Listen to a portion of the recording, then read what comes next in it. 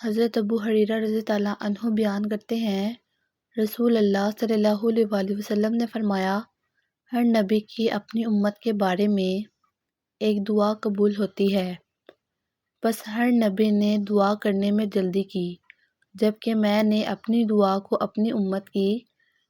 شفاعت کے لیے روز قیامت کے لیے چھپا رکھا ہے، اور وہ شفاعت انشاءاللہ ہر اس شخص کو پہنچے گی جو اس حال میں فوت ہوا ہوگا کہ اس نے اللہ کے ساتھ